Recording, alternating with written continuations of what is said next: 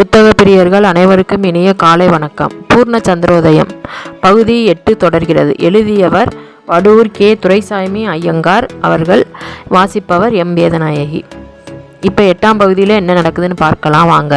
அதுக்கு முன்னாடி நம்ம சேனலில் என்ன நீங்கள் சப்ஸ்கிரைப் பண்ணாமல் பார்த்துக்கிட்டு இருந்தீங்கன்னா இப்போ சப்ஸ்கிரைப் பண்ணி வச்சுக்கோங்க. ஏன்னா இதுக்கு அடுத்த தொடர்ச்சியை நான் அப்லோட் பண்ணும்போதுங்க உங்களுக்கு நோட்டிஃபிகேஷன் வரும். அதுக்காக நீங்கள் சப்ஸ்கிரைப் பண்ணி வச்சுக்கிட்டு பக்கத்தில் இருக்கிற பெல் ஐக்கானையும் ப்ரெஸ் பண்ணிக்கோங்க. இப்போ வாங்க கதையில் என்ன நடக்குதுன்னு பார்க்கலாம் வாங்க. அது போனாலும் போகட்டும் என்றால் நாம் அம்மன்பேட்டைக்கு வந்திருக்கிறோம் என்பதை அறிந்து ஆள்களை விட்டு எவ்வளவு சாமர்த்தியமாக நம்மை கொண்டு வர செய்தவள் தன்னுடைய வரலாற்றை எல்லாம் சொல்லிவிட்டு என்னுடைய மன்னிப்பையும் எழுதி வாங்கி கொண்டு போக வேண்டிய காரணம் என்ன என்பது தெரியவில்லையே. உமக்கு போனது போல என்னிடத்தில் இருக்கும் சொத்துக்களையெல்லாம் அவர்கள் பிடிக்கி கொண்டு அதோடு நம்மை விட்டிருந்தால் கூட அதை பற்றி எனக்கு கொஞ்சமும் விசனமும் உண்டாகி இருக்காது. இவ்வளவு பிரமாதமாக என் மதியை மயக்கி என்னுடைய ஆசையை கிளப்பிவிட்டு கடைசியில் போய்விடுகிறதென்றால் அது சகிக்க முடியாத விசனமாக அல்லவா இருக்கிறது. அவள் என்னை வஞ்சகமாக ஏமாற்றிவிட்டு போயிருந்தால் அதைவிட அதிகமான அவமானமும் வெட்கக்கேடும் உண்டாக போகிறதில்லை. அப்படி இல்லாமல் திடீரென்று ஏற்பட்ட அபாயத்தினாலோ அல்லது வேற இந்த காரணத்தினாலோ அவள் மறைந்து போயிருந்தால் அதை பற்றி நாம் அவள் மேல் வருத்தம் கொள்ளவாவது அவளை பற்றி இழிவான அபிப்பிராயம் கொள்ளவாவது நியாயமே இல்லை. எப்படி இருந்தாலும் அவளை தேடி பிடித்து இன்னொரு தரம் பார்க்காவிட்டால் என்னுடைய தாகவிடாய் தனியாது போல இருக்கிறது. அவள் நம்மை வஞ்சித்திருந்தால் நாம் அவளுக்கு தகுந்த சிசையை நடத்தியே தீர வேண்டும். அல்லது அவளை மீறிய காரணத்தினால் அவள் மறைந்து போயிருந்தால் நாம் அவளை மறுபடியும் கண்டு எனக்கும் அவளுக்கும் பரஸ்பரம் ஏற்பட்டுள்ள காதலின் பலனை நாங்கள் அடைந்தே தீர வேண்டும். ஆகையால் நாம் இந்த விஷயத்தை இவ்வளவோடு விட்டுவிடாமல் பல வகையில் முயற்சி செய்து அவளை கண்டுபிடிக்கும் மார்க்கத்தை தேட வேண்டும். இந்த விஷயத்தில் எல்லாம் உமக்குத்தான் அனுபவம் அதிகம். அதுவும் தவிர இந்த விஷயத்தில் என் பெயர் வெளியில் வராமல் வேலை செய்ய வேண்டும். ஆகையால் இதற்கு தகுந்த ஆட்களை பிடித்து இந்த விஷயத்தை பக்குவமாக அவர்களுக்கு நீரே சொல்ல வேண்டும். என்ன சொல்கிறீரா என்றார். இதை கேட்ட மரங்காபுரி ஜமீன்தார், நீங்கள் சொல்வதெல்லாம் நியாயமான சங்கதிதான். ஆனால் இந்த விஷயத்தில் முயற்சி செய்ய நமக்கு சாவகாசம்தான் அகப்படாது போல் இருக்கிறது. நாம் எல்லோரும் சேர்ந்து ஏற்கனவே ஒரு பந்தயம் வைத்திருக்கிறோம். நம்முடைய கனவெல்லாம் கவனமெல்லாம் இப்போது அந்த பூர்ண சந்திரோதயத்தை ஜெயிக்கும் விஷயத்தில் செல்ல வேண்டியிருக்கிறது. ஆகையால் இந்த வாரம் முழுவதும் கழித்து போனால் பூர்ண சந்திரோதயத்தின் விஷயம் ஒருவிதமாக தீர்ந்து போகும். உடனே நான் என்னாலான முயற்சி செய்து இவள் இருக்குமிடம் முதலிய விவரங்களை கண்டுபிடிக்க ஏற்பாடு செய்கிறேன். அது உதவாதென்று நீங்கள் கட்டாயப்படுத்தினால் நான் இன்னொரு ஏற்பாடும் செய்து சொல்கிறேன். தாங்கள் அதற்கு இணங்குவதானால் நான் இன்று முதலே இந்த விஷயத்தில் முயற்சி செய்கிறேன் என்றார். அதை கேட்ட இளவரசர், ஆறின கஞ்சி பழங்கஞ்சி ஆகிவிடும். இந்த ஒரு வாரம் முழுவதும் இந்த விஷயத்தை பேசாமல் விட்டுவிட்டால் அதன் பிறகு அசிரத்தை ஏற்பட்டுவிடும். இவ்வளவு அருமையான பெண்ணை அப்படி விட்டுவிட எனக்கு இஷ்டமில்லை. நீர் என்ன விதமான ஏற்பாட்டை சொன்னாலும் அதன்படி நான் நடந்து கொள்ளுகிறேன். நீர் இந்த நிமிஷம் முதலே இவளுடைய விஷயத்தில் முயற்சி செய்ய வேண்டியதே முக்கியமான காரியம் என்று நயமாக வற்புறுத்தி கூறினார்.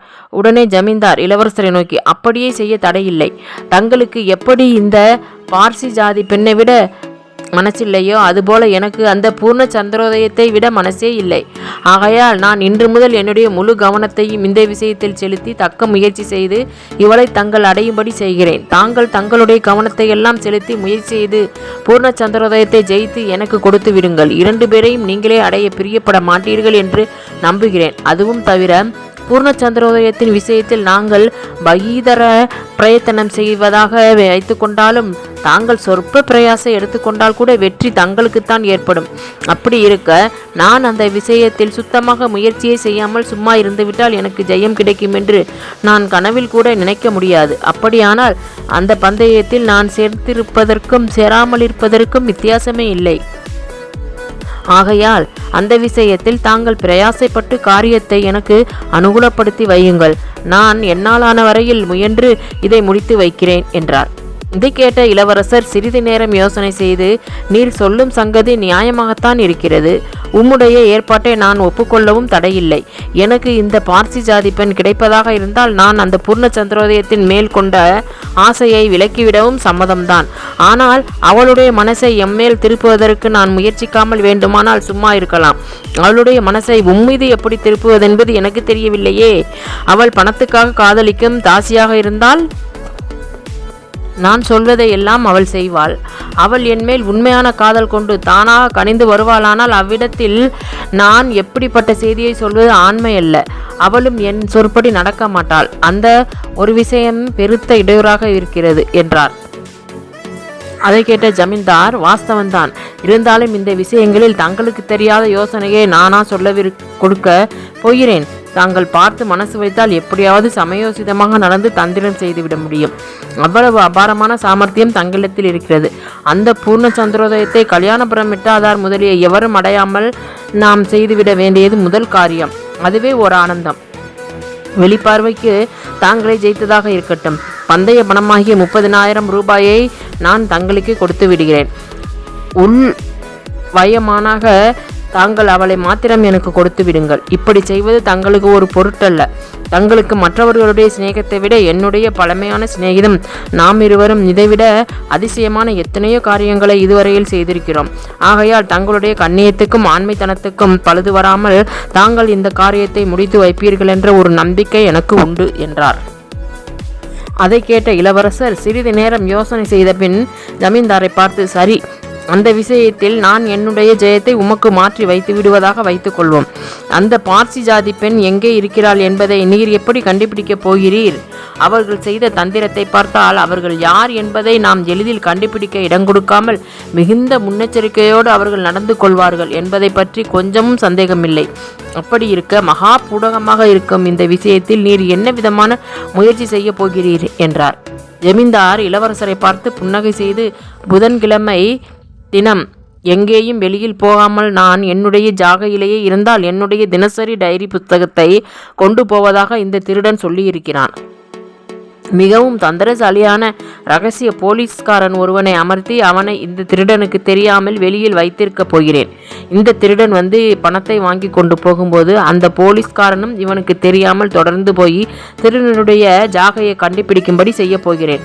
அத்தோடு என்னிடத்திற்கு வரும் திருடனுக்கும் ஏராளமான பணம் கொடுத்து அவன் மூலமாகவும் உண்மையை கிரகிக்கப் போகிறேன்.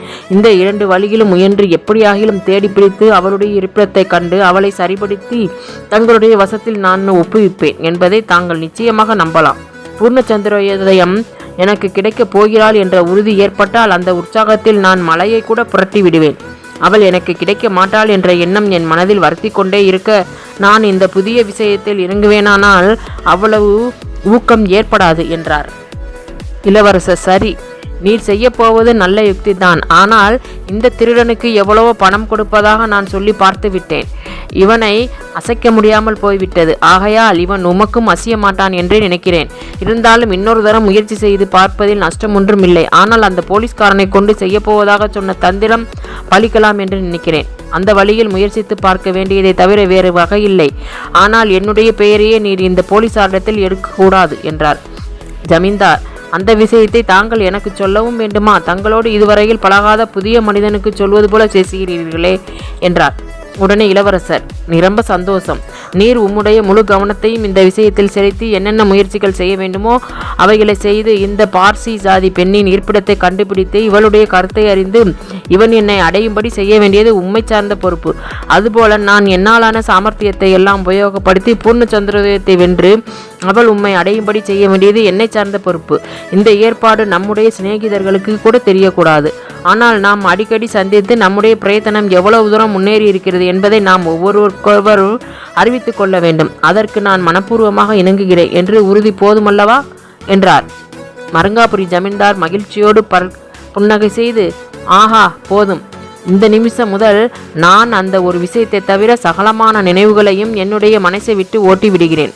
அதோ நம்முடைய கல்யாணபுரம் மிட்டாதாரருடைய மாளிகை இருக்கிறது. நாம் அங்கே போய் அவருக்கு பூர்ணச்சந்திரோதயத்துக்கும் நடந்த சம்பாசனையை முடிவை அறிந்து கொண்டு போவோம் என்றார். அதற்கு இளவரசர் இணங்க அவர்களது பெட்டி வண்டி கல்யாணபுரம் மிட்டாதாரருடைய மாளிகைக்குள் நுழைந்தது. கல்யாணபுரம் மிட்டாதார் தன்னை வழிமறித்து தனது பாதத்தடியில் உட்கார்ந்து கெஞ்சி மன்றாடியதை கண்ட பூர்ண சந்திரோதயம் தான் என்ன செய்வதென்பதை உணராதவளாய் சிறிது நேரம் தடுமாறி மௌனமாக நின்றாள். அவரது துணிகரமான செய்கையை கண்டு அவள் கடும் கோபமும் ஆத்திரமும் கொண்டவளாக தோன்றினாள். ஆனாலும் அவர் தக்க பெரிய மனிதர் என்பதை கருதி தனது பதைப்பை ஒருவாறு அடக்கி கொண்டவள் போல நடித்து அவ்விடத்தை விட்டு அப்பால் நகர்ந்து நின்று அவரை நோக்கி அருவருப்பாக புன்னகை செய்து, ஐயா, என்ன இது? கல்லுளி மங்கன் வேலையா அல்லது சண்டி வழக்கா? உமது சித்தக்கிற்கு அல்லது புத்தி மாறாட்டம் அப்போதைக்கப்போது ஏற்படுவதுண்டா? முதலில் எழுந்திரும். யாராவது வேலைக்காரர்கள் வரப்போகிறார்கள். அவர்கள் வந்தால் உம்முடைய பாடு அபத்தமாக முடிந்துவிடும். உம்மை போன்ற பெரிய ஜமீன்தார்கள் மரியாதையான ஸ்தானத்தில் உட்கார்ந்து ஒழுங்காக பேசிவிட்டு போக வேண்டியதன்றி இப்படி ஆண்மையையும் மானத்தையும் விட்டு ஒரு பெண் பிள்ளையின் காலை பிடிக்க எப்படித்தான் அந்த மனசு இணங்கியதோ தெரியவில்லையே. நீர் செய்த இந்த மகா கேவலமான காரியத்தை காண என்னுடைய சர்வாங்கமும் குன்றி பதறி போய்விட்டதே. எழுந்திருமையா, காலை பிடித்து விட்டது போதும். எனக்கு கால் பிடித்து விட்ட எத்தனையோ தாதிகள் இருக்கிறார்கள். எழுந்து அந்த நாற்காலியில் உட்கார்ந்து கொண்டு உம்முடைய மனசில் உள்ள கருத்து இன்னதுதானா என்பதை 2 வார்த்தையில் சுருக்கமாக சொல்லும். நீர் உம்முடைய மனசில் நினைத்து கொண்டிருப்பது இன்னதென்று நான் அறிந்து கொள்கிறேன் என்று கண்டிப்பாகவும் நயமாகவும் பேசினாள். அவளது வார்த்தைகள் 1000 ஈட்டிகள் கொண்டு குத்துவன போல் இருந்தாலும் அவளது குரலின் நயமும் புன்னகையின் இனிமையும் அவளது எழில் வழிந்த அங்கங்களின் குலுக்கும் மினுக்கும் ஒன்று கூடி மோகனாஸ்திரங்கள் போல பாய்ந்து அவரது உணர்வை கலக்கி மதியை மயக்கி விட்டன. ஆதலால் தாம் அவமானம் அடைந்து விட்டதாக அவர் கொஞ்சம் நினைக்காமல் தரையை விட்டெழுந்து பக்கத்தில் இருந்த ஒரு நாற்காலியின் மீது உட்கார்ந்து கொண்டார். அவரது மனதில் அந்த ஒரு நிமிஷ நேரத்தில் 1000 எண்ணங்கள் தோன்றி மின்னல்கள் போல மறைந்தன. தாம் அவ்வளவு தூரம் பணிவாகவும் உருக்கமாகவும் நயந்து வேண்டிக் கொண்டதை கண்டு அவளது மனம் இலகி இருக்குமோ? தமது இலகிய பார்வைகளும் கனிவான நன்னிய மொழிகளும் அவளது மனத்தை கவர்ந்திருக்குமோ? வசீகரமான தழுக்கையும் வெளிப்பகட்டான பதிவிரதை குணத்தையும் பொய் தோற்றமான கோபத்தையும் கொஞ்ச நேரம் வரையில் காட்டி தான் நல்ல குலஸ்திரீ போலவும் உண்மையிலேயே கோபம் கொண்டவள் போலவும் நடித்து கடைசியில் அவள் தனது விருப்பத்திற்கு இணங்க நினைத்து அவ்வாறு செய்திருப்பாளோ? தான் அளவு கடந்து நடலம் செய்து விட்டதாக அவள் உணர்ந்து இப்போது தன் மனதை உள்ளபடி வெளியிட நினைக்கிறாளோ? எளிதில் இணங்காமல் பிரயாசையின் மேல் இணங்கினால் அவளது வசீகர தன்மையும் மதிப்பும் இன்பமும் அதிகரிக்கும் என்ற நினைவினால் அவள் அவ்வாறு நடிக்கிறாளோ? அல்லது அவள் உண்மையிலேயே சுத்தமான நடத்தையுடைய ஸ்திரீயாக இருந்தும் தம்மை கண்டிக்க லஜ்ஜைப்பட்டு அவ்வாறு தயங்குகிறாளோ என்பவை போன்ற எண்ணற்ற சந்தேகங்களும் யூகங்களும் எழுந்தெழுந்து அவரது மனத்தை வதைக்கலாயின. முற்றிலும் கனவில் இருப்பவர் போல தோன்றிய கல்யாணபுரம் மிட்டாதார் மயங்கி தயங்கி மட்டுக்கடங்கா வியப்போடு அந்த பெண்மணியின் முகத்தை நோக்கி அவளது வாயிலிருந்து எவ்விதமான சொல் வரப்போகிறதோ என்று மிகுந்த அவளோடு எதிர்பாராதவராய் அவள் மீது வைத்த விழியை எடுக்காமல் இருந்தார். அவளது நடை நொடி பாவனையிலிருந்து அவள் உள்ளொன்றும் புறமொன்றுமாக நடிக்கிறாள் என்றும் அவள் உண்மையான பரிதி விரதையல்ல என்றும் கண்டிப்பாக மறுத்து தம்மை அனுப்பிவிட அவள் கருதவில்லை என்றும் மிட்டாதாரரது மனதில் எதனாலோ ஒரு சந்தேகம் உதித்து கொண்டே இருந்தது. அவர் வியப்பும் திகைப்பும் கலக்கமும் அடைந்து அந்த மின்னாலை உற்று நோக்கிய வண்ணம் மௌனமாக இருக்க அதை கண்ட பூர்ண சந்திரோதயம் மறுபடியும் அவரை நோக்கி, நான் கடைசியாக கேட்ட கேள்விக்கு சீக்கிரம் மறுமொழி சொல்லும். எனக்கு நேரம் ஆகிறது. நான் போய் வேறொரு காரியத்தை கவனிக்க வேண்டும் என்றாள். அதை கேட்ட மிட்டாதார், பெண்ணே, நான் என்ன மறுமொழி சொல்லப் போகிறேன்? நீதான் எனக்கு சரியான வாக்கு கொடுக்க வேண்டும். நீ இப்போது பெரிய நியாயாதிபதியைப் போல இருக்கிறாய். என் விஷயத்தில் நீ எவ்விதமான தீர்மானம் சொல்லப் போகிறாயோ என்று நான் ஆவலோடு எதிர்பார்த்து கொண்டிருக்கிறேன். உன்னிடத்திலிருந்து வந்து மோதி என்னை பித்தனாக்கி இருக்கும் உன்னுடைய மோனாசிரங்களினால் கண்டுட்டு தத்தளிக்கும் என்மேல் நீ பூரணமான அருள் பாலிக்க வேண்டும்.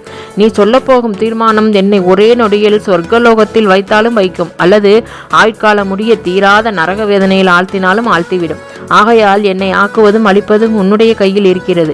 ஆகையால் நீதான் என்னுடைய தெய்வம். உன்னுடைய காலில் விழுந்து வணங்குவது எனக்கு கொஞ்சமும் அவமானமாகவே தோன்றவில்லை என்றார். அவரது சொற்களை கேட்ட பூர்ண சந்திரோதயம் அவரை பார்த்து இனிமையாகவும் ஏளனமாகவும் நகைத்து, அந்நிய ஸ்திரீகளிடத்தில் துராசை கொண்டிருக்கும் புருஷர்கள் அவர்களை மயக்கி வசப்படுத்துவதற்கு இப்படித்தான் வாய் கொண்ட மட்டும் ஸ்தோத்திரமாக பேசுவார்கள் என்று நான் பல தடவைகளில் கேள்வியுற்றிருக்கிறேன். அது சரியாக இருக்கிறது. கல் குடித்து வெறி கொண்டு பேசுகிறவனுடைய பேச்சுக்கும் மோக வெறி கொண்டு பேசுகிறவனுடைய பேச்சுக்கும் வித்தியாசமே கிடையாது. அவைகளுக்கு அர்த்தமும் கிடையாது. ஆகையால் இந்த வெறும் பேச்சுக்களை எல்லாம் கேட்டுக்கொண்டிருக்க நான் தயாராக இல்லை. ஆகையால் எது காரியமோ அதை பேசும். அனாவசியமான வார்த்தைகளை வளர்க்க எனக்கு நேரமில்லை என்று மிகவும் வசீகரமாக கூறினார். அதை கேட்ட மிட்டாதார் புன்னகை செய்து, இரட்டை சந்தோஷம். எது காரியமோ அதைத்தான் நான் விரும்புகிறேன். வெறும் வார்த்தைகளில் எனக்கும் அவ்வளவு பிரியமில்லை. அதுவும் காதல் நோய் கொண்டு தவித்திருக்கும் மனிதனுக்கு அதற்கு எது மருந்தோ அது கிடைத்ததால் அன்றி சங்கநிதி, பதுமநிதி முதலிய திருத்த தெய்வ நிதிகள் குவியல்கள் கிடைப்பதானாலும் திருப்தியும் பெருமையும் உண்டாகுமா? ஆகையால் நானும் என் மனசை முற்றிலும் கவர்ந்துள்ள காதல் விஷயத்தை தவிர வேற எதை பற்றியும் உன்னை வருத்த தயாராக இல்லை என்று கொஞ்சலாக விழித்தார்.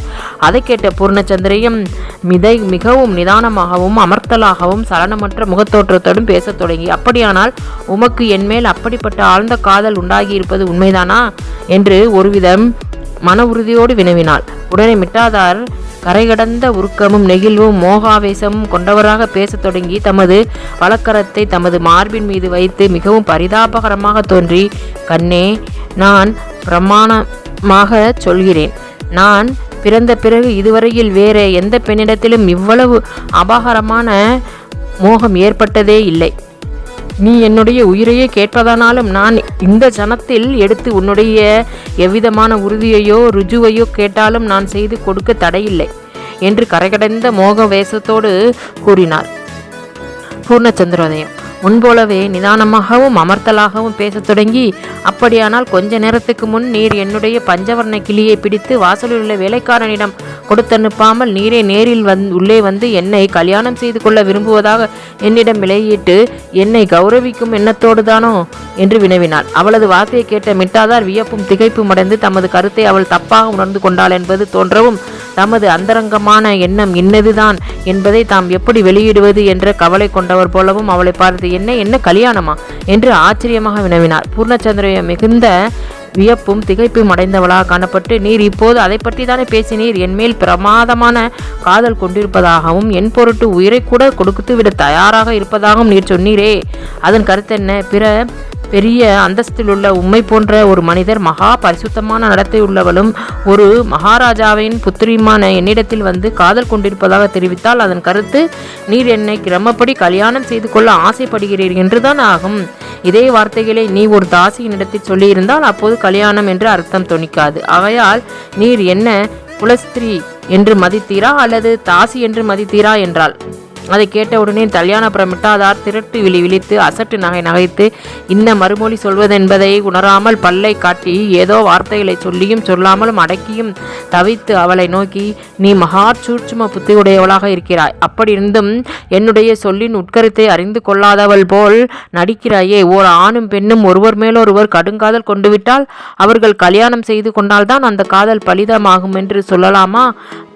உண்மை காதலை தடுக்க எவரால் ஆகும்? ஒரு ஸ்திரீயினால் காதலிக்கப்பட்ட மனிதன் அவளை கிரமமாக கல்யாணம் செய்து கொள்ளக்கூடாத நிலைமையில் இருக்கலாம்.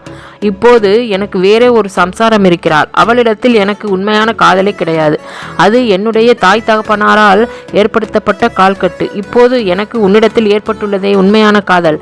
ஏற்கனவே ஒரு பெண்ஜாதி இருக்கிறாளே என்று என் மனதில் இயற்கையாக பொங்கி பெருகும் வேட்கையை அடக்குவது சாத்தியமாகுமா? அப்படி நான் இந்த காதலை அடக்குவதாகவே வைத்து கொண்டாலும் இந்த காதல் முழுவதும் இப்படியே என்னுடைய சம்சாரத்தின் மேல் திரும்பிவிடப் போகிறதா? என்னுடைய உண்மை காதலை நிறைவேற்றி கொள்ளும் விஷயத்தில் அவள் ஒரு பெருத்த இடையூறாக இருக்கிறாளே என்ற எண்ணத்தினால் அவளிடத்தில் வெறுப்பும் பகைமையும் தான் உண்டாகும். என் மனசில் வேற மனிதரிடத்தில் உண்டாகும் உண்மையான காதலை நான் சுயேச்சையாக நிறைவேற்றி கொள்வேனேயானால் தாலி கட்டின சம்சாரமாயிற்றே என்ற மதிப்பும் ஏற்கனவே உள்ள பிரியமும் குறையாமல் இருக்கும். ஆகையால் மனிதன் ஒரே பெண்ஜாதியை தவிர வேறு ஒருத்தையே அடைய கூடாது என்று நிர்பந்தம் செய்வதானால் கட்டின பெண் ஜாதிக்கும் துன்பமே அன்றி நன்மை உண்டாகாது. ஆகையால முட்டையால் ஜனங்களால் ஏற்படுத்தப்பட்டுள்ள கல்யாணம் என்ற ஒரு பைத்தியக்காரத்தனமான கட்டுப்பாட்டை நான் ஒரு நாளும் லட்சியம் செய்வதே இல்லை. நீ மகா விவேகி. ஆகையால் நீயும் இந்த விஷயத்தில் என்னைப் போலவே அபிப்பிராயப்படுவாய் என்றே நான் உறுதியாக நம்புகிறேன் என்று மிகவும் நயமாக கூறினார். அதை கேட்ட பூர்ணச்சந்திரையும் இதயம் மிகுந்த வியப்பும் திகைப்பும் பதைப்பும் கோபமும் கொண்டவளாக தோன்றி, ஐயா, நீர் இப்போது பேசிய வார்த்தைகளையெல்லாம் காம தூதர்களான துராத்மாக்களின் வாயிலிருந்து வரக்கூடிய வார்த்தைகளை அன்றி ஓர் நிர்ணயத்தில் இருக்கக்கூடிய மனோதிடமுடைய யோக்கியமான மனிதர் சொல்லத்தக்கவை அல்ல. நான் உம்முடைய சம்சாரத்தை விட அதிக அழகாக இருப்பதால் இப்போது நீர் என்னிடத்தில் பிரமாதமான காதல் கொண்டிருப்பதாகவும் எனக்காக உயிரை கொடுத்து விடுவதாகவும் சொல்கிறீர். நாளைய தினம் என்னையை விட அழகான அதிகமான அழகுள்ள வேறொருத்தையை கண்டால் என்னை விட்டு அவளை பிடித்துக் கொள்வீர். இப்படி அடிக்கடி மாறும்படியான சபல சித்தமுள்ள மனிதர்களை எந்த ஸ்திரீயும் நம்புவதும் காதலிப்பதும் கூடவே கூடாது. இப்படிப்பட்டவர்களை எவரும் கல்யாணம் செய்வதே தகாத காரியம். உமக்கு சம்சாரமாக ஏற்பட்டிருக்கும் அந்த பெண் பூர்வ ஜென்மத்தில் என்ன பாவம் செய்தாலோ தெரியவில்லை. அதனாலேயே அவள் உமக்கும் பெண்ஜாதியாக வந்து மாட்டிக்கொண்டிருக்கிறாள். உம்மை பார்ப்பதும் உம்மோடு பேசுவதும் மகா கொடிய பாவம். ஆகையால் நீர் இவ்விடத்தை விட்டு மரியாதையாக வெளியில் போக போகிறீரா, அல்லது உமக்கு வழிகாட்ட என்னுடைய வேலைக்காரனை அழைத்து வேண்டுமா? என்ன சொல்கிறீர்? ஒரே வார்த்தை, மறுவார்த்தை இல்லை என்று மகா கண்டிப்பாகவும் கொடூரமாகவும் பேசிக்கொண்டு யாரையோ கூப்பிட எண்ணுகிறவள் போல் வாசலின் பக்கம் திரும்பினாள். அவள் சொன்ன வார்த்தைகளை கேட்டு மிகுந்த வெட்கமும் துக்கமும் கோபமும் பதைப்பதைப்பும் கொண்டவராக தோன்றிய கல்யாணபுரம் மிட்டாதார் கதிகலங்கி போய் அவளை நோக்கி, என்ன பூர்ணச்சந்திரோதயம், நீ உண்மையாகத்தான் இப்படி பேசுகிறாயா, அல்லது இன்னமும் என்னை சோதிக்கிறாயா? நீ என்னை எவ்வளவுதான் வெறுத்தாலும் அலட்சியமாக பேசினாலும் நான் உன்னிடத்தில் வைத்துள்ள பிரேமை மாத்திரம் ஒரு நாளும் குறையாது. உன்னுடைய உயிருள்ள வரையில், என்னுடைய உயிருள்ள வரையில் நான் உன்னை விடப்போகிறதில்லை. எப்படியும் நான் உன்னை அடைந்தே தீர வேண்டுமென்று சங்கற்பம் செய்து கொண்டிருக்கிறேன். கிழக்கு மேற்காக போகும் சூரியன் தெற்கு வடக்காக போனால் கூட என்னுடைய உறுதி மாத்திரம் மாறாது. விண்ணுலகத்தில் உள்ள சகலமான தேவதைகளின் பக்கபலமும் உனக்கிருந்து அவைகள் உன்னை காத்து கொண்டிருந்தாலும் என்னுடைய துஷ்ட கணங்களின் உதவியை கொண்டு நான் என்னுடைய மனோகரத்தை நிறைவேற்றியே தீருவேன் என்பதை நீ திண்ணமாக எண்ணலாம். இப்போது என்னை நீ மிகவும் கேவலமாகவும் இலக்காரமாகவும் மதித்து பேசுவதை பற்றி பின்னால் நீயே விசனப்பட நேரிடும். ஆகையால் எந்த விஷயத்தையும் இரண்டாந்தரம் எண்ணிச்சை என்று நயமாகவும் பயமுறுத்தலாகவும் மறுமொழி கூறினார். அதை கேட்ட பூர்ணச்சந்திரோதயம் தனது முகத்தை ஒரு பக்கமாக சாய்த்து கம்பீரமாகவும் அலட்சியமாகவும் அவரது பக்கம் திரும்பி அவரை கேவலம் ஒரு பதருக்கு சமமானதாக தான் மதிப்பவள் போல மிகவும் அருவருப்பாக அவரை பார்த்து, ஓஹோ அப்படியா, பயமுறுத்துகிறீரோ? இருக்கட்டும். நீர் முகத்தில் மீசையுள்ள ஆண் பிள்ளையானால் உம்முடைய கைவரிசையை காட்டலாம். எங்கே நீர் என்னை அடைகிறீரா என்பதை நான் அறிகிறேன். நீர் சுத்த விளக்கெண்ணெய் மனிதராக இருக்கிறீர். 15 வருஷமானாலும் ஓயாமல் இப்படியே வளவள கொலகொலவென்று பேசிக்கொண்டே இருப்பீர் என்று கூறிவிட்டு வாசற்படியை நோக்கி, அடே யாரடா வேலைக்காரன் என்றாள். அவள் உள்ளொன்றும் புறமொன்றுமாக பேசுகிறாளோ என்று அதுவரையில் எண்ணி மனப்பால் குடித்து கொண்டிருந்த கல்யாணபுரம் மிட்டாதார் அவள் உண்மையாகவே தன்னை வெறுத்து இலக்காரம் செய்கிறாள் என்பதை அப்போதே உணர்ந்தவராய், அதற்கு மேல் தாம் அங்கே இருந்தால் தமக்கு அவமானம் நேரும் என்று நினைத்து, சரி, நீ ஏராளமான வேலைக்காரர்களை வைத்திருக்கிறவள் என்பது எனக்கு தெரியும். உன்னுடைய பெருமையை நீ வெளிப்படுத்தி கொண்டது இவ்வளவோடு நிற்கட்டும்.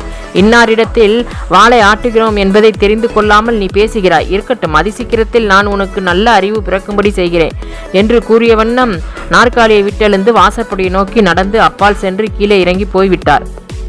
அவரும் பூர்ணச்சந்திரோதயமும் இருந்த சம்பாசித்துக் கொண்டிருந்த இடத்திற்கு பக்கத்தில் இருந்த ஒரு அறைக்குள் ஒளிந்திருந்து அவர்களது சச்சரவு முழுவதையும் கேட்டுக்கொண்டிருந்த பணிப்பெண்ணான தையநாயகி என்பவள், மிட்டாதார் அந்த மாளிகை விட்டு ராஜபாட்டைக்கு போய்விட்டார் என்பதை உணர்ந்த உடனே மகிழ்ச்சியும் புன்னகையும் பிரகாசிக்க முகத்தோடு உள்ளே வர அவளை கண்ட பூர்ணச்சந்திரோதயம் ரோசமும் களிப்பும் தோற்றுவித்த முகத்தினளாய் குலுங்க குலுங்க நகைத்து, அடி தையநாயகி, எல்லா சங்கதியையும் கேட்டுக்கொண்டிருந்தாயல்லவா, எப்படி இருக்கிறது நாடகம் என்று வேடிக்கையாக கேட்ட வண்ணம் பக்கத்தில் இருந்த ஒரு சோபாவின் மீது சயனித்து கொண்டாள். உடனே அந்த பணிப்பெண் தனது எஜமானியின் கால் பக்கத்தில் சோபாவின் மீது உட்கார்ந்து, நான் எல்லா சங்கதியையும் கேட்டுக்கொண்டுதான் இருந்தேன்.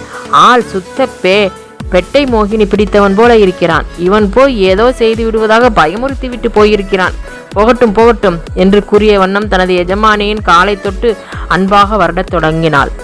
அவர்கள் அங்கனம் இருக்க அந்த மாளிகை விட்டு வெளிப்பட்ட கல்யாணபுரம் மிட்டாதார் தமது மனதில் பொங்கி எழுந்த ஆத்திரத்தையும் பதைப்பையும் துக்கத்தையும் அடக்கி கொண்டவராய் ராஜபாட்டையை அடைந்து இருபுறமும் அப்புறமும் இப்புறமும் திரும்பி பார்த்து அவ்விடத்தில் ஏதாவது வாடகை வண்டி அகப்படுமோ என்பதை கவனித்ததன்றி தாம் எங்கே போகிறோம் என்று தீர்மானம் செய்யப்படாமல் தடுமாறி நின்ற சமயத்தில் எதிர்பக்கத்திலிருந்து சத்திரத்துக்குள்ளிருந்து வெளிப்பட்ட ஒரு மனிதன் எஜமானுக்கு என்ன வேண்டும், யாரை பார்க்கிறீர்கள் என்று பணிவாக கேட்டுக்கொண்டு மிகவும் அடக்க ஒடுக்கமாக அவரண்டை நெருங்கினான். அந்த குரலை கேட்டு திரும்பி பார்த்த கல்யாணபுரம் மிட்டாதார் திடுக்கிட்டு, ஓஹோ பஞ்சன்ன ராவா, என்ன சமாச்சாரம், இங்கே சத்திரத்தில் என்ன செய்து கொண்டிருக்கிறாய் என்று வினவினார். அவர்கள் இருவருக்கும் நடந்த சம்பாஷணையை விவரித்து சொல்லுமின் பஞ்சன்னராவ் என்பவன் யாவன் என்பதையும் அவனது குணாதிசயங்களையும் ஒருவாறு விளக்க வேண்டியது அவசியமாக தோன்றுகிறது. அவன் சுமார் 40 வயதடைந்த ஒரு முரட்டு மனிதன். அவன் நடுத்தரமான உயரமும் மல்லக ஜெட்டியின் உடம்பு போன்ற ஆஜானுபாகுவான சரீரமுடையவன். அவனது முகத்தில் நீண்ட மீசைகளும் கிருதாக்களும் அடர்த்தியாக நிறைந்து அவனது தோற்றத்தை மிகவும் பயங்கரமானதாக்கின. அவன் அந்த ஊரிலுள்ள மகா பிரபலமான ஒரு போக்கிரி. சிலம்பம் பழகுவது, குஸ்தி செய்வது, பானாத்தடி விளையாடுவது, புலிவேஷம் போட்டு ஆடுவது, தண்டால் பஸ்கி ஆகிய அருமையான வேலைகள் செய்வது முதலிய தேக பயிற்சி வித்தைகளில் அவன் நன்றாக தேர்ச்சி பெற்றிருந்தான். ஒரே காலத்தில் 100 மனிதர்கள் சேர்ந்து அவனை எதிர்த்தாலும் அவன் அவர்களையெல்லாம் ஒரு நொடியில் வென்றுவிடக்கூடியவன். அவ்வளவு சிறப்புகளிலிருந்தும் அவனுக்கு ஒழுங்கான வருமானம் இல்லாமையால் அவன் ஒரு பாலும் மண்டபத்தை தனக்கு சொந்தமாக்கி கொண்டு அதற்கு சிலம்பக்குடம் என்ற பெயர் கொடுத்து சோம்பேறிகள், அயோக்கியர்கள், குடியர்கள் முதலிய பலரை கூட்டி வைத்து கொண்டு தனக்கு தெரிந்த வித்தைகளை எல்லாம் அவர்களுக்கும் பயிற்றுவித்து அவர்களால் கொடுக்கப்படும் சொற்ப பணத்தை வைத்துக்கொண்டு ஓயாமல் கஞ்சா குடித்து அந்த போதையில் மயங்கியே இருப்பான். 3 நாளைக்கு ஒரு தரம் அவனுக்கு அவனது மாணக்கருள் எவனாவது ஆகாரம் கொண்டு வந்து கொடுத்தால் அவன் அதை தின்றுவிட்டு ஊர் சுற்றி கொண்டு திரிவான். அப்படி இருந்தும் அவனது தேகம் இரும்பினால் செய்யப்பட்டது போலவும் மத யானையின் பலத்தை உடையதாகவும் இருந்தது. அவனது குணாதிசயம் இவ்வளவோடு நிற்கவில்லை. அவனை யாராவது பகைத்து கொண்டால் அன்றைய இரவிலேயே அந்த பகைவனது காலையோ கையையோ அவன் முறித்தெறிந்து விடுவான். ஏதாவது பலகார கடைக்காரன் அல்லது சோற்று கடைக்காரன் பஞ்சன்னராவை கேட்டதை கொடுக்காவிட்டால் அந்த இரவிற்குள் அந்த கடை முழுவதும் வண்டி கணக்கில் அசங்கியமான வாஸ்துக்கள் வந்து நிறைந்து போகும். அது மாத்திரமல்ல, வேற யாராவது அவனிடத்தில் வந்து பணம் கொடுத்து நமது பகைவருக்கு ஏதாவது துன்பம் நிலைக்கும்படி கேட்டுக்கொண்டால் அதையும் பஞ்சன்னரா உடனே நிறைவேற்றி வைத்து விடுவான். பணம் கொடுத்தவன் தனது பகைவனது ஒரு காலை முறிக்கச் சொன்னால் பஞ்சன்னராவ் அதை 1க்கு 4 மடங்காக நிறைவேற்றி அந்த பகைவனது கால்கள் 2ஐயும் கைகள் 2ஐயும் அறவே ஒடித்தெறிந்து விடுவான். இது நிற்க அவன் அந்த ஊரில் உள்ள மிட்டாதார்கள், ஜமீன்தார்கள் முதலிய பிரபுகளிடத்திற்கெல்லாம் அப்போதைக்கப்போது போய் கூலை கும்பிடு போட்டு நிற்பான். அவர்கள் அவனதுக்கு ஏதாவது 4 8 பணம் கொடுத்து மரியாதையாக அனுப்பி வைப்பார்கள். யாராவது அப்படி கொடுக்க தவறினால் அவன் அதை மனதில் வைத்துக்கொண்டு அவருக்கு ஏதேனும் தீங்கிழைத்து விடுவான். அவனது குண விசேஷங்கள் அந்த ஊரிலுள்ள எல்லாருக்கும் நன்கு தெரியுமாதலால் அவனிடத்தில் யாவரும் ஒருவித பயமும் மரியாதையும் கொண்டிருந்ததன்றி அவன் யாருடனாவது பேசினால் அவன் ஏதோ பணம் பெற விரும்புகிறான் என்று உணர்ந்து தம்மிடமுள்ள தொகையை எடுத்து கொடுத்து விடுவர். ஆனால் அவன் பெருத்த பணத்தொகையின் மேல் ஆசை வைப்பவன் அல்ல. அப்போதைக்கப்போது கஞ்சா செலவுக்கு தேவையான 2 4 முதலிய அற்ப தொகையே அவனது மனதில் திருப்தியை உண்டாக்கிவிடும். அவனது உத்தரவுகளை உடனுக்குடன் நிறைவேற்றி வைப்பதற்கு அவனுக்கு ஒரு தோழன் இருந்து வந்தான். அந்த தோழனுக்கு ராமன் என்று பெயர். அவனுக்கு சுமார் 25 வயது இருக்கலாம். அவன் தடித்த சரீரமுடையவன் அல்ல. ஆனாலும் அவனது தேகம் கம்பி போல அழுத்தமும் உறுதியும் வளைந்து கொடுக்கும் தன்மையும் பொருந்தியது. ஒரு வஸ்துவும் அதன் நிழலும் எப்படி ஒன்றாகவே இருக்குமோ அதுபோல பஞ்சன்னராவ் எங்கே சென்றாலும் சிறிது தூரத்திற்கு அப்பால் ராமன் பூனை போல வந்து கொண்டே இருப்பான். உயிரும் உடலும் ஒன்றை விட்டு ஒன்று எப்படி பிரிந்திருக்காதோ அதுபோல அவர்கள் ஒருவரை விட்டு ஒருவர் பிரிந்தே காணப்பட மாட்டார்கள். ஆனால் அவர்களது நடையுடை பாவனைகளில் சில வேறுபாடுகள் காணப்பட்டன. பஞ்சன்னராவ் தனக்கு மிஞ்சியவன் எவனுமில்லை என்றும் தன்னை கண்டு எல்லோரும் அஞ்சுகிறார்கள் என்றும் நினைத்து மமதையும் இருமாப்பும் கொண்டு எவர் வந்தாலும் லட்சியம் செய்யாது மதையானை போல ஆடி அசைந்து ராஜபாட்டையின் அடிவிலை நடப்பான். ராமனோ பூனை அல்லது பாம்பு முதலிய துஷ்ட சந்துக்கள் பதுங்குவது போல ஒதுங்கி பதுங்கி சோரோரமாகவும் மரத்தில் மறைந்தும் தான் வருவது பிறருக்கு தெரியாதபடி நடப்பான். ஆனால் வெளிப்பார்வைக்கு ராமன் அவ்வாறு மறைந்து கொள்ளும் குணமுடையவனாக இருந்தாலும் அவன் மகா கூர்மையான புத்தியும் சூட்சுமமான யூகமும் ஆழ்ந்த கபடமும் நிறைந்தவனாக இருந்ததன்றி 4 பக்கங்களிலும் என்ன நடக்கிறது என்பதை அதி ஜாக்கிரதையாக கவனித்து எந்த சமயத்தில் எப்படி நடந்து கொள்ள வேண்டுமோ அதற்கு தகுந்தபடி எப்போது எச்சரிப்பாகவே இருப்பான். சமயம் வருமானால் அவன் தனது தாயின் கழுத்தை கூட அறுத்துவிடக்கூடியவன். சில சமயங்களில் பஞ்சன்னராவ் ஒரு காரியத்தை செய்யலாகாதாவென அஞ்சி தயங்குவான். ராமனோ ஒரே நொடியில் அந்த விஷயத்தை அஞ்சா நெஞ்சத்தோடு நிறைவேற்றி வைத்து விடுவான். ராமனோ செடி கொடிகளுக்குள் மறைந்து பதுங்கி கடித்து உயிர் குடிக்கும் கொம்பேரி மூக்கன் என்னும் பாம்பு போல இருப்பான். பஞ்சன்னராவோ கொளுத்து திமிர் கொண்டு இருமாப்படைந்து மதோன்மத்தமாக திரியும் விருசபராஜன் போல எவரையும் அறியாமல் ராஜப்பட்டையாக செல்பவன். அன்பாக ஊட்டி வளர்க்கப்படும் நாய்க்குட்டி அதன் எஜமானிடத்தில் எவ்வளவு அந்தரங்கமான அபிமானத்தோடும் பற்றோடும் ஒழுகுமோ அதைவிட பன்மடங்கு அதிக பயபக்தி விசுவாசத்தோடும் உண்மையாகவும் ராமன் பஞ்சன்னராவிடத்தில் நடந்து கொண்டான். இப்படிப்பட்ட குணமுடைய பஞ்சன்னராவ் மேலே குறிப்பிடப்பட்டிருந்தபடி சத்திரத்திற்குள் இருந்து வெளிப்பட்டு கல்யாண கல்யாணபுரம் மிட்டாதாரரை கண்டபோது அவனது உயிர்த்தோழனான ராமன் சத்திரத்தின் வாசற் கதவிற்கு அப்பால் மறைந்து நின்று அவர்கள் பேசுவதை கேட்டுக்கொண்டிருந்தான். கல்யாணபுரம் மிட்டாதார், ஓஹோ பஞ்சன்னராவா, என்ன சமாச்சாரம், இங்கே சத்திரத்தில் என்ன செய்து கொண்டிருக்கிறாய் என்று கேட்டதற்கு மறுமொழியாக பஞ்சன்னராவ் பணிவாக நின்று புன்னகை செய்து, நான் நேற்று காலையில் சாப்பிட்டது, வயிறு பசிக்கிறது, கஞ்சாவுக்கு கூட காசு இல்லை, இந்த சத்திரத்தில் ஏதாவது சாப்பாடு மிச்சம் இருந்தால் கேட்டு பார்க்கலாம் என்று உள்ளே போய் மணியக்காரரிடத்தில் கேட்டு பார்த்துவிட்டு வெறுங்கையோடு திரும்பி வருகிறேன். இங்கே யாரை பார்த்து கொண்டு நிற்கிறீர்கள்? தங்களுக்கு ஏதாவது காரியம் ஆக வேண்டுமானால் சொல்லுங்கள், நான் செய்கிறேன் என்றான். அதை கேட்ட கல்யாணபுரம் மிட்டாதார், ஓஹோ அப்படியா, நேற்று முதல் சாப்பிடவில்லையா? அப்படியானால் நான் பணம் தருகிறேன், அதை கொண்டு போய் ஆகாரம் பார்த்துக்கொள் என்று கூறினார். உடனே பஞ்சன்னராவ் நன்றி விசுவாசத்தோடு அவரை கும்பிட்டு, நான் எப்போதும் எஜமானுடைய மனிதன், என்னால் ஏதாவது காரியம் ஆக வேண்டுமானால் உடனே முடிக்க தடையில்லை, எனக்கு பணம் அதிகமாக ஒன்றும் வேண்டியதில்லை, கஞ்சாவுக்கு 4 கொடுத்தால் அதுவே பரிபூரணமாகிவிடும் என்றான். அவனது வார்த்தைகளை கேட்கவே கல்யாணபுரம் மிட்டாதாரது மனதில் ஒரு யோசனை தோன்றியது. அவர் 2 நிமிஷ நேரம் ஏதோ விஷயத்தை பற்றி யோசனை செய்த பின் அவனை நோக்கி, பஞ்சன்னராவ், நீ 4 அணாவல்லவா கேட்கிறாய், நான் உனக்கு 400 ரூபாய் தருகிறேன், நீ எனக்கு ஒரு உபகாரம் செய்வாயா என்றார். அதை கேட்ட பஞ்சன்னராவ் மிகுந்த மகிழ்ச்சியும் ஊக்கமும் உற்சாகமும் கொண்டு அவரை நோக்கி, நான் எப்போதும் எஜமானுடைய அடிமை, உங்களுடைய பிரியம் எப்படியோ அப்படியே நடந்து கொள்கிறேன், காரியம் எப்படிப்பட்டதாக இருந்தாலும் அது முடித்து போனதாகவே எண்ணிக்கொள்ளலாம் என்றான். உடனே மிட்டாதார் தனிவான குரலில் பேசத் தொடங்கி, சரி, அந்த விஷயத்தை நாம் இங்கே இருந்து பேசுவது சரியல்ல, மறைவுக்கு போவோம் வா என்று கூறி அவனை அழைத்து கொண்டு சத்திரத்திற்குள்ளிருந்த ஓர் அறைக்குள் போய் நின்று கொண்டு பஞ்சன்னராவை நோக்கி, நான் இப்போது எந்த வீட்டுக்குள்ளிருந்து வெளியே வந்தேன் என்பதை நீ கவனித்தாயா என்று ரகசியமாக வினவினார். உடனே பஞ்சன்னராவ், ஆம் தெரியும், ஜெகன்மோகன் விலாசத்திலிருந்து வந்தீர்கள். கல்யாணபுரம் மிட்டாதார், அந்த ஜாகையில் இருப்பது யார் என்பது உனக்கு தெரியுமா? பஞ்சன்னா, யாரோ ஒரு பெண் அந்த ஜாகையின் மேல் மாடத்தில் நின்று கொண்டிருந்ததை 4-5 தடவைகளில் நான் பார்த்திருக்கிறேன், ஆனால் அவள் யார் என்பதை நான் விசாரிக்கவில்லை. மிட்டாதார், சரிதான், அவளுடைய பெயர் பூர்ணச்சந்திரோதயம், அவள் தார்வார் தேசத்து மகாராஜாவின் அபிமான புத்தரி என்று ஜனங்கள் சொல்லிக் கொள்கிறார்கள். பஞ்சன்னா, அபிமான புத்தரி என்றால் அந்த மகாராஜா வைப்பாட்டியாக வைத்திருந்த தாசியின் மகளோ? மிட்டாதார் சிறிது யோசனை செய்து, அப்படித்தான் இருக்க வேண்டும், வேறு விதமாக இருந்தால் அவள் தனியாக இவ்விடத்திற்கு வரும்படி அந்த மகாராஜா விடமாட்டார். அதுவும் தவிர தாசிகள் தான் பூர்ணச்சந்திரோதயம் என்ற பகட்டான பெயரை வைத்துக் கொள்கிற வழக்கம்.